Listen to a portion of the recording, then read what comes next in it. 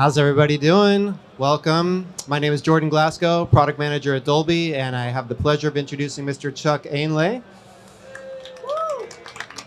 Needs no introduction. Grammy Award-winning mix engineer for Dire Straits, Brothers in Arms 5.1 version, you may remember. He also recently did the new Lyle Lovett record in Atmos, which we're going to hear a track from a bit later. So welcome and thank you for being here. Thank you, Jordan. See, I told you it totally cuts. You're perfect, man. So tell me about the first time you heard Dolby Atmos in a studio. What was it and what'd you think? Well, I'm part of this group of engineer producers called Meta Alliance. So this was when Ed Cherney and Al Schmidt were still around, and they were part of the group. Elliot Shiner, Frank Filippetti, George Massenberg, and myself. And we would do sort of like teaching seminars. We'd like rent out a studio. So we happened to be at Capitol Studios in LA doing this. And so anyhow, we heard the song that everybody's hearing, you know, the Elton John song, Rocket Man. So that was like the first thing I heard in the, you know, they just kind of really put together that room C at Capitol. And it was so impressive. I'm, like you said, I got a Grammy for 5.1 mixing. I've been embracing this whole immersive or spatial thing all for many years, but to hear the height, it just gave it the realism that I was always missing in sort of 5.1. Very cool. And then from there, how did it kind of transpire for you to build your room that you have now? Well, it took a while. You know, that was several years ago when I first heard Rocket Man, but I built a room, and I was like getting ready to install everything, and then somebody left that letter in our mailbox and wanted to buy our house, so we sold our house. I mean, I just built like this room that I was all happy about, but I sold the house, and so then we looked around for another year to find a house that we liked and had a room that I could work in. And then COVID happened. So, you know, it was like, okay, well, I guess I'll just sit on my hands for a while. Eventually, then I tried to order some speakers, and you know how shipping, it's hard to get anything. So right. I'm still waiting on speakers from JBL. But so I ended up doing the system with these speakers that I had. They're actually turned out to be awesome for this. And it's a kind of esoteric audio speaker company called Nova, and they custom built these speakers for me. They were, I mean, at the time they were, you know, like 8,000 or something each. So they're actually really high quality speakers, and so that's my bed. And then I did finally get some JBLs, and I'm using those for the height. Those guys for the height, but. Yeah. Very cool. Yeah, making it work with what you have. Yeah, I mean, it's, you know, the cool thing about it is I'm using the Intonato as my room monitor controller, and I called up my friends at Dolby, and they sent some guys over and did the room tuning, and I mean, I can't tell the difference. You just pan around and everything. It sounds good. Sounds Excellent. Really good. Yeah. So I know you're a longtime Nuendo user, and you did the Lyle record in Nuendo 11, I believe, right? Yeah. Now we have Nuendo 12 that has the binaural rendering jealous. built in. This guy back here, Michael Romanowski, Grammy-winning mastering engineer, got 2 of them this year. Well, yeah, we're going to keep them coming. Anyhow, I was like, I had so many questions, so I would call up Michael and I go, Michael, this was more than once a day. I know he wasn't getting any work done. But at any rate, he was on 12, and he was telling me, and it was beta at that time, and I was like so jealous. I was like, why can't I have beta 12? But they wouldn't send it to me. So. Yeah, so it sounded like you were having to do a lot of workarounds to listen to the binaural, go back to speakers. Yeah, so I mean, he could actually, in 12 now, you're able to actually listen to the binaural in real time through the built-in Atmos renderer that's built into the software. So he could literally just put on a pair of headphones and listen to the binaural render of it. I would actually have to print an ADM file, go to the external Dolby renderer, and then export an MP4 file so that I could listen that way. So it was, it's time consuming, but you really have to check all the different ways that people are going to listen to it. It's great having the speakers, and I think the speakers have to be your reference. That has to be how you mix the record, but you still are going to make minute changes, to accommodate the different formats. Yeah, so I think next you said you're going to start working on some of the George Strait catalog stuff in Atmos. I assume you're going to do it in Nuendo 12. How often do you think you're going to be switching back and forth between speakers and headphones during that mix? Well, I think quite a lot more, because it'll be a push of a button at that point. Yeah, it'll be a push of a button. And I have the beautiful Audis headphones and a really great headphone amplifier, the DCS headphone amplifier. So it's like, I love those headphones anyhow, but to get that impression and then be able to switch back to the speakers, it'll be awesome. I'm Very really cool. excited about it. I want to talk to you about the Lyle Lovett project, but maybe before we talk about it, we should hear a track. Oh, please. I like all the tracks on there. There's a song called Pants. Pants. And I won't, it's Pants. But this album, essentially Lyle, in kind of a later age, had some twins, and they're a boy and a girl. And so a lot of the album is actually songs that he wrote as he was trying to put the kids to sleep or something like that. And so this, if you knew Lyle, he's got a real dry sense of humor. So this is, it's self-explanatory. I'll get out of the way and let you listen.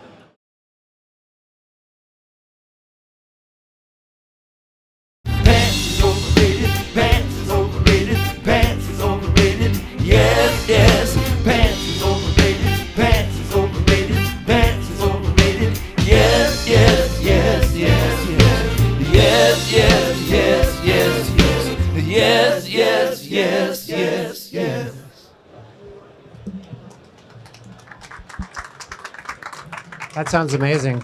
Well, thank you, Jordan.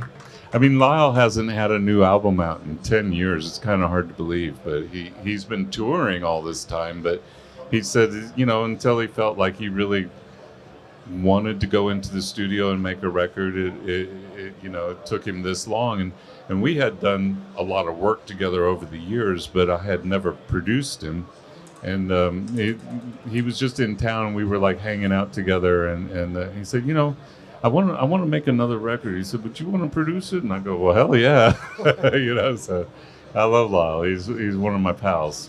Cool. So you had a lot of creative freedom on this. Talk about how you placed the different instruments in the room and some of your creative decisions there. So just thinking about making this record, it was kind of after the fact of hearing Rocket Man. And I knew that Apple hadn't announced that they were going to, have immersive or spatial music yet at that time. But because we tracked this back in November of 2019, and then COVID happened, and so it just sat on the shelf. I did a lot of work on it, like just kind of cleaning up things and doing like little roughs for Lyle. But it really sat on the shelf for a couple of years, and. But at any rate, when we tracked it, I was just thinking, well, this would be like an incredible album to do spatially because we're doing this all live. That all happened live, except for the background vocals. On every song, there was probably about 13, 14 musicians. I had the horn players in the lounge, and that's like Russ Kunkel. I don't know if you know who Russ Kunkel is, but Russ Kunkel on drums, and Victor Krause, you might know the brother of Alison Krause. He's the upright player. Dean Parks on electric guitar. It's like the Muscle Shoals horn section. It's just, and that's who Lyle takes on the road with him. So if you ever want to go see a great concert, if it's a large band concert, he's going to have those guys playing with him. It's incredible. But so at any rate, the concept of the record was, well, first off, I mixed the stereo record, and when I decided to do the Atmos mix, it was like, okay, I just want to be inside that mix. So I tried, as soon as you start pulling apart a mix, it changes. It's not going to be the same mix. You don't think that you can like do a stereo mix and then just pan things around and make an Atmos mix. It's not quite that easy. But I wanted to have the same energy, the same feeling, the same emotion that I was getting from the stereo mix, only being inside it. So it's like kind of the idea is that you're sitting at the piano. I got the drums and bass in front of me, the lead singers in front of me, and then horn players, background vocals were generally in my mind going to be behind me. And then everything else had to do with interplay of the music. So it's like, and in most cases, the stereo left-right kind of worked left-right going back, but not always. I mean, sometimes I had to switch it around just so, because the different solos that would take place in some of the songs, it just didn't feel like it was moving. And that's the whole thing with doing an immersive mix. It's like when you're sitting in an immersive mix, it's for very long, all of a sudden your brain kind of forgets about the fact that there's music coming from behind you until something new happens and excites your. So that's the idea, is like just kind of keep the soundscape moving. And I'm not a big fan of panning things around, so it's like try and make the music do that. And we've all been talking. It's like eventually, the artist producer team are going to really kind of conceptualize this from the beginning and think about, how the parts interact so that you do keep that motion going. Yeah, and it just happened to work on this record. Did you treat the instruments differently than the stereo mix in terms of EQ and reverb, and did it pretty much translate? This didn't change that much. It really didn't. There is some like sort of EQ bottom wise. You certainly can have things warmer in an immersive space because you have to fill so much space. And sometimes like a phantom center channel is kind of basically rolls off at 5K compared to a discrete channel. So a vocal that sounds great as a phantom image in the center is going to sound really bright coming out of a center speaker. So, it's just kind of use your ears. But yeah, you can't just take a stereo mix, pan it around. I kind of am irritated a bit with the way people are approaching a lot of these Atmos mixes where they're just doing stems and then putting the stems in different spaces to kind of create this thing. I think it needs to be more creative than that. I think you really need to personalize the Atmos or spatial mix. And that they are two separate entities. A spatial mix is a different thing from a stereo mix to get the same kind of emotional reaction. Yeah, were you bouncing back and forth between the stereo and the Atmos as you were doing it, or not so much? A little bit at first, but then I didn't so much later because I was so familiar with it. I mean, I just finished the stereo mix and then I went into doing the Atmos mix, and I put a bit of time into this record. It sounds like it. It sounds so good. Well, thank you. So the George Strait stuff you're about to do, what's the source material like? I think you recorded and mixed that whenever that record was released. Well, I mean, essentially, we're going to end up doing the entire George Strait catalog, which is kind of daunting to think about because I know that there's at least 36 albums, and George, I mean, I don't know if you're familiar with country music, but George has the third most platinum albums of any artist. I think it's like Elvis Presley, and I'm not sure who the next one is, but then George is the third person with the most platinum records. So there's a lot of records that are really important albums, but we're going to start with Pure Country, which was the film that he was in. It was kind of a really big album and well known with his fans. I recorded it many years ago, and it was a 3348 Sony 3348 tape-based recording. So that'll get transferred to Nuendo and just start there. What kind of plugins are you using on Atmos stuff? Well, I have sort of a plethora of plugins, but the UA plugins are always kind of a go-to as far as sort of using traditional analog gear, kind of my known thing. I mean, I really am quite a holdout to mixing in the box. I was kind of one of the last guys go, okay, I'm going to leave the analog console behind and go mix entirely in the box. And it really was forced into it with COVID because people couldn't come into the studio. You couldn't, and just the way people are working now, they don't really turn up, for a mix. You end up sending mixes off, and you might send them 2 or 3 mixes before you ever hear back. And so if they have any comments, you have to go back in and be able to pull up the session quite quickly. So yeah, it is mixing in the box has become my kind of go-to now. And the UA plugins, I use some Waves plugins. The new SSL stuff is really good. Oxford, I love the Oxford stuff, is really good.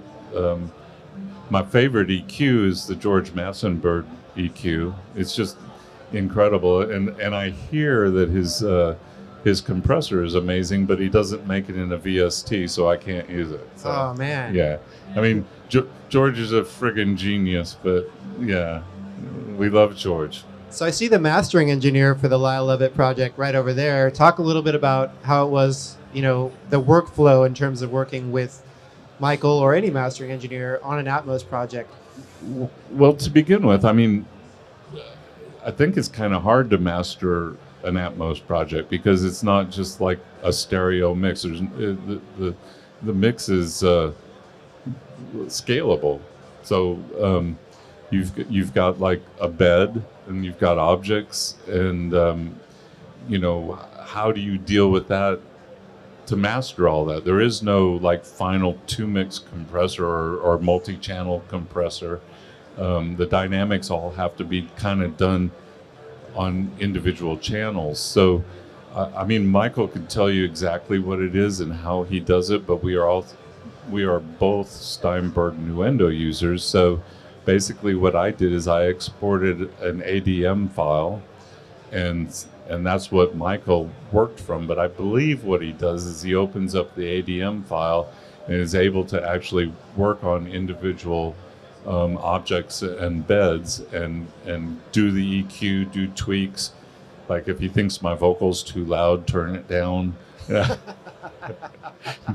Yeah, I mean, really, it was Michael who mixed the record. So, no, essentially, I mixed the record and sent it to Michael, and Michael said, well, I think you could maybe work a little bit on the bottom end. So I went back in and worked a little bit on the bottom end, sent him new mixes, and then I think it was pretty much from there that he took it and sent it back to me, and I go, yeah, I love it.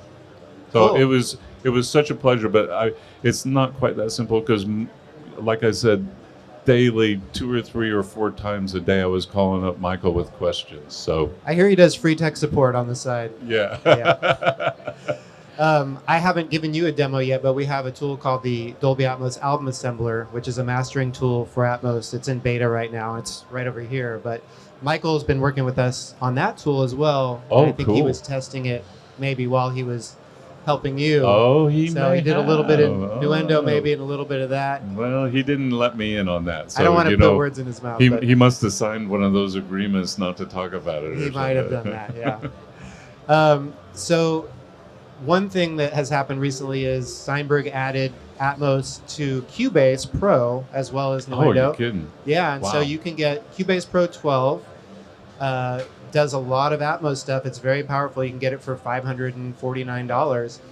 It is such usable and easy to manage software, and this latest iteration that has the Dolby renderer built right into it is just incredible. I think you probably had a little bit to do with that, right? Yeah, I got to work with the team at Steinberg on integrating the Dolby Atmos technology in there, and it's great crew of people for sure. Well, they are very accepting. I mean, there's been many things that I would say, gosh, I wish it did this, or I wish it didn't do this. and the next version they come out with, and they've fixed it. They listen, unlike some other companies that I know of, and I mean, it's just great software. Not only do you have great audio recording, all the plugins. Every channel's got an EQ, compressor, distortion. I mean, all that stuff's built into every channel without having to use third-party plugins. And their plugins that come with it are great. So, but it also has all the VST instruments included. I mean, it just blows my mind that more people don't use it. So a little plug for Nuendo and Cubase. Yeah. It's very cool to hear that Cubase now is upgraded to Yeah, I mean, do multi-channel like you have any advice for new users getting into it with either Cubase or Nuendo? What would you say to somebody who's just starting out in Atmos? We'll get Greg Ondo's phone number, but no. Greg's a great guy, and they have I know he's told me he's done like a gazillion tutorials. So almost everything that you can think about that you might question about it, you can actually go online and watch a video. That's what I did when I started doing the Atmos mixes. Like, well, I mean, I was like scared because I didn't know how to actually, what was the workflow? How do you actually get there? And I just went online and watched a video, and boom, I was doing it.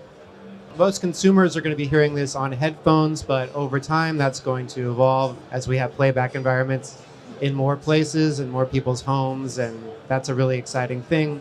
People can, walk around and experience the music as it was meant to be heard. And it's not that hard to set up, really. It's really not. So yeah, it's true. I mean, sound bars or AVRs with a couple speakers and upward firing speakers in living rooms. It's pretty affordable these days. Well, I mean, my entire career. I mean, I started out when we were doing stereo mixes, but we were still having to accommodate mono mixes. So we were actually delivering a mono mix and a stereo mix. And, I mean, through all those years where people would put one speaker in this room and another speaker in the other room, and, it was like that, they didn't realize, well, you got to really have two speakers in the same room. It's like the consumer is going to hear it the way the consumer is going to hear it. And you really need to just have, as a mixer, you need to have a reference. And that's what this is. And this room sounded good considering all the noise. Considering we're at a trade show. Yeah. Yeah. Well, Chuck, thank you so much for coming. This is Tom Kinney, Mix Magazine.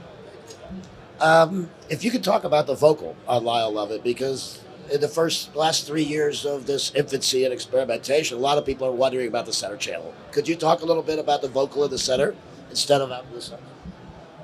Yeah, so again, it's like we're so used to hearing a vocal. I think this is what you're asking. In stereo, we're so used to hearing the vocal as a phantom image, and it has a kind of less sort of precise sound that way. It's a little more forgiving, and when you start using the center channel speaker, it's it's like stuck there. So I mean,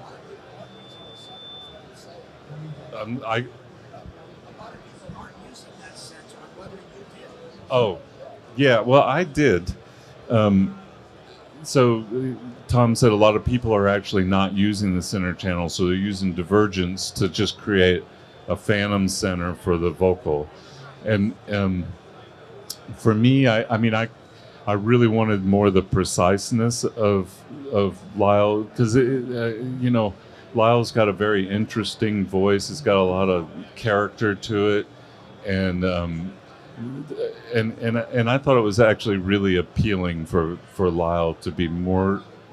And I did use a bit of divergence to just kind of spread it out slightly, but you have to be really careful with how that translates to the Apple headphone experience. So I found if it's either kind of one or the other, really, and I thought that using the center channel translated better to the headphone experience, really. Well, Chuck, thank you so much for coming by and talking with us today. Thanks to all of you for being here. And it's happy hour time, so grab a cocktail and everybody enjoy the show. A real bonus.